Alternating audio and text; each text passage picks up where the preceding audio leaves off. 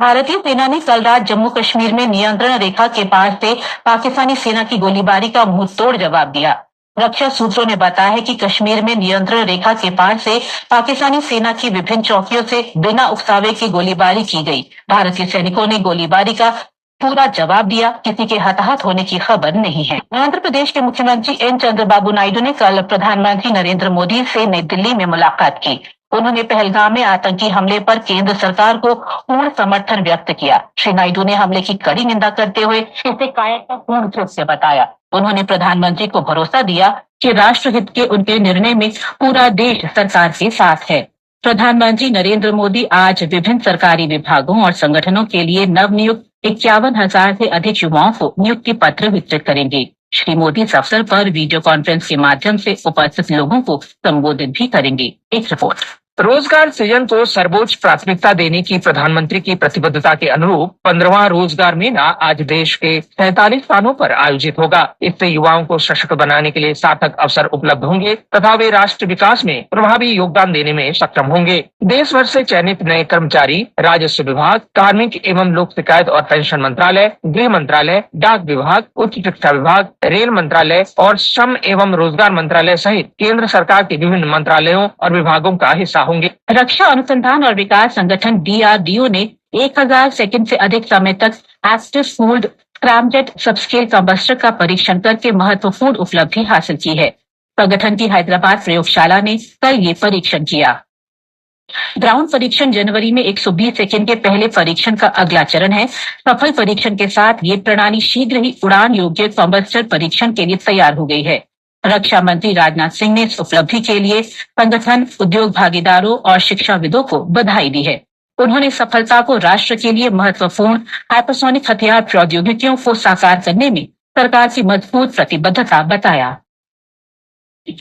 केंद्रीय विद्युत मंत्री मनोहर लाल आज सिक्किम के गंगटोक में पूर्वोत्तर क्षेत्र के बिजली मंत्रियों के सम्मेलन में भाग लेंगे। पूर्वोत्तर राज्यों के सभी बिजली मंत्री और वरिष्ठ अधिकारी सम्मेलन में उपस्थित रहेंगे।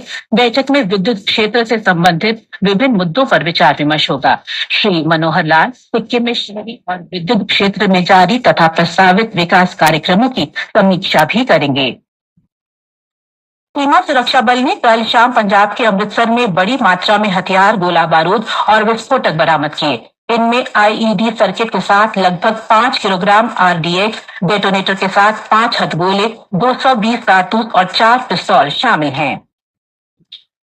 मध्य प्रदेश में बालाघाट जिले के कान्हा राष्ट्रीय उद्यान के सुखकर वन क्षेत्र में आज तड़के सुरक्षा बलों के साथ मुठभेड़ में 4 महिला नक्सली मारी गईं। इन पर 62 लाख रुपए का इनाम था। बालाघाट के पुलिस अधीक्षक नागेंद्र कुमार सिंह ने बताया कि ये कार्रवाई क्षेत्र में जारी नक्सल विरोधी अभियान का हिस्सा थी। संयुक्त राष्ट्र सुरक्षा परिषद ने जम्मू कश्मीर में पहलगाम आतंकी हमले की कड़ी निंदा की है। परिषद के सदस्यों ने कहा कि आतंकवाद वैश्विक शांति के लिए बड़ा खतरा है और इसके सभी रूपों का मुकाबला किया जाना चाहिए। परिषद ने पहलगाम हमले के अपराधियों, समर्थकों और प्रायोजकों को सजा दिलाने का आह्वान किया। परिषद ने सभी देशों से अंतर्राष्ट्रीय कानून के अंतर्गत इस मामले में सहयोग का भी आग्रह किया। संयुक्त राष्ट्र के प्रवक्ता स्टीफन दुजारिक ने कहा कि संगठन स्थिति पर बारीकी से नजर रख रहा है। अमेरिका ने सैकड़ों विदेशी विद्यार्थियों की पहले समाप्त की गई कानूनी स्थिति बहाल कर दी है। यह निर्णय बोस्टन में एक संघीय न्यायालय में सुनवाई के दौरान आया था। इस याचिका में कई अंतर्राष्ट्रीय विद्यार्थियों ने राष्ट्रपति डोनाल्ड ट्रंप की आव्रजन नीति को चुनौती दी थी। लगभग 11 लाख विदेशी विद्यार्थी वीजा धारकों के डेटाबेस से उनके रिकॉर्ड हटने के कारण उनकी कानूनी स्थिति रद्द कर दी गई थी, जिससे उन्हें निर्वासित किए जाने का खतरा था। वैश्विक रोमन कैथोलिक चर्च के प्रमुख पोप फ्रांसिस के पार्थिव शरीर को आज रोम में सेंट मेरी मेजर बेसिलिका में दफनाया जाएगा। पोप फ्रांसिस के अंतिम संस्कार का विधि विधान वेटिकन सिटी के सेंट पीटर स्क्वायर में भारतीय समय अनुसार दिन के 1:30 बजे शुरू होगा। दुनिया के विभिन्न देशों के राष्ट्राध्यक्षों और प्रतिनिधियों सहित हजारों लोगों के पोप के अंतिम संस्कार में पहुंचने की संभावना है। राष्ट्रपति द्रौपदी मुर्मू भारत का प्रतिनिधित्व कर रही हैं। अमेरिका के राष्ट्रपति डोनाल्ड ट्रंप, फ्रांस के राष्ट्रपति इमैनुअल मैक्रों, ब्राजील के राष्ट्रपति लूला डी सिल्वा और अर्जेंटीना के राष्ट्रपति जेवियर माइली विश्व के अन्य नेताओं में शामिल हैं। राष्ट्रपति मुर्मू ने कल रोम पहुंचकर वेटिकन सिटी में पोप फ्रांसिस को श्रद्धांजलि दी। संसदीय कार्य मंत्री किरेन रिजिजू, अल्पसंख्यक कार्य राज्य मंत्री जॉर्ज कुरियन कैरिबियन और गोवा विधानसभा के उपाध्यक्ष जोशुआ डिसूजा भी उनके साथ थे। गृह मंत्रालय ने कहा कि दिवंगत पोप के सम्मान में आज भारत में राजकीय शोक रहेगा और सरकारी भवनों पर राष्ट्रध्वज आधा झुका रहेगा। पिछली एक सदी में पहली बार किसी पोप का अंतिम संस्कार वेटिकन सिटी से बाहर हो रहा है। इससे पहले 1903 में पोप लियो 13वें को वेटिकन से बाहर दफनाया गया था। पोप फ्रांसिस पहले लैटिन अमेरिकी पोप थे जो रोमन कैथोलिक चर्च के प्रमुख बने थे। आईपीएल टी20 क्रिकेट में कल रात सनराइजर्स हैदराबाद ने चेन्नई सुपर किंग्स को 5 विकेट से हरा दिया। चेन्नई में खेले गए मैच में सनराइजर्स हैदराबाद ने 5 विकेट खोकर 19वें ओवर में 155 रन का लक्ष्य हासिल कर लिया।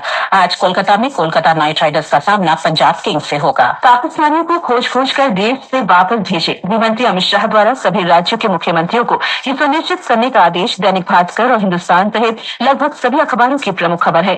जनसत्ता ने लिखा है, पहलगाम हमले पर भारत ने अंतर्राष्ट्रीय समुदाय से कहा, तकनीकी खुफिया और विश्वसनीय सूचना से पाकिस्तान का हाथ होने की पुष्टि। उधर अमर उजाला ने पाकिस्तान के रक्षा मंत्री का कबूलनामा छापा है। पाकिस्तान 3 दशक से आतंकवादियों को दे रहा संरक्षण, कहा अपनी सरजमी पर ट्रेनिंग के साथ फंडिंग भी करते हैं।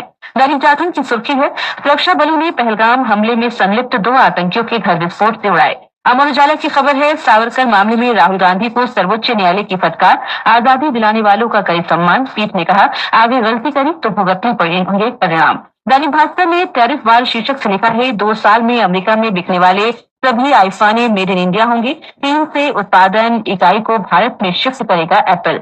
भारतीय अंतरिक्ष अनुसंधान संस्थान इसरो ने कई अभियानों के सूत्रधार डॉक्टर कृष्ण स्वामी कस्तूरी रंगन के निधन का समाचार राष्ट्रीय सहारा सहित कई अखबारों में दिया है। राजस्थान पत्रिका ने लिखा है, इसरो के पूर्व अध्यक्ष कस्तूरी रंगन ने भारतीय टीवी को पहुंचाया था 43 देशों तक। और अंत में मुख्य समाचार एक बार फिर, जल शक्ति मंथन और विकास संगठन ने स्क्रैमजेट इंजन का 1000 सेकंड से अधिक समय तक सफल परीक्षण करके हाइपरसोनिक तकनीक में महत्वपूर्ण उपलब्धि हासिल की। प्रधानमंत्री नरेंद्र मोदी आज रोजगार मेले में विभिन्न सरकारी विभागों के लिए 51,000 से अधिक युवाओं को नियुक्ति पत्र वितरित करेंगे।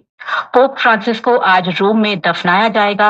राष्ट्रपति द्रौपदी मुर्मू और कई अन्य वैश्विक नेता वेटिकन सिटी में उनके अंतिम संस्कार में शामिल होंगे।